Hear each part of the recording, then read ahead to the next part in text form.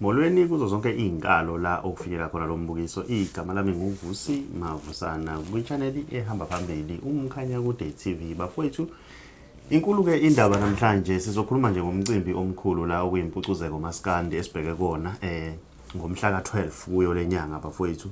Esizobheka ke laphana kulo mcimbi sizobheka ke laphana ukuthi ugubha iminyaka elishumi wabakhona unyaka nonyaka ukhona ngaphandle kwezikhathi lezi ze-COVID kodwa yize sibuya kwi-COVID kodwa ukhona. Siyazi ke laphana kuney'nhlelo ezahlukahlukene ngokuhlukana kwemikhakha nangokwamazinga. Siyazi ukuthi khona uhlelo lamavukane, khona ihora leqhude, kukhona ke ihora labadala. Kodwa ke sizobheka kakhulu ke thina laphana eholeni leqhude. Ihora leqhude ke bafowethu siyazi la ke laba khona komunye unyaka kwakukhona la kwaqhathwa khona usgwebo, kuqhathwe khona umkhathazi, kwaqhathwa khona ubahubhe nabafana basemahosi. Ubahubhe umfowase Jolvet siyazi ukuthi wakhala wemuka ke laphana nalo ke iqhude.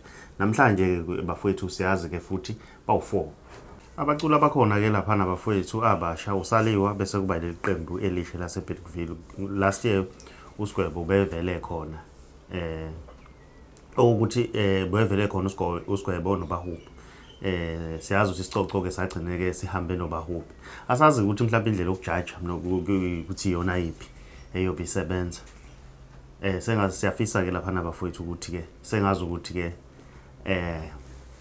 lo mqhudelwano ungahamba kahle njengonyaka ophilile ngoba sikhumbula kukhona okhala ukuthi ethu rojiwe nalo wayethi yimini unumber 1 ethemba uperforma kwakhe futhi akekho omunye waperforma mhlawumbe kancane kodwa ngendlela okwajajwa ngayo iyona eyenza ukuthi ubahubhe agcina ahambe nesicoco. Asazi ke kulokuthi uyozala nkomoni ngoba ke likhona ke igoso laseDondotha kuthiwa usaliwa.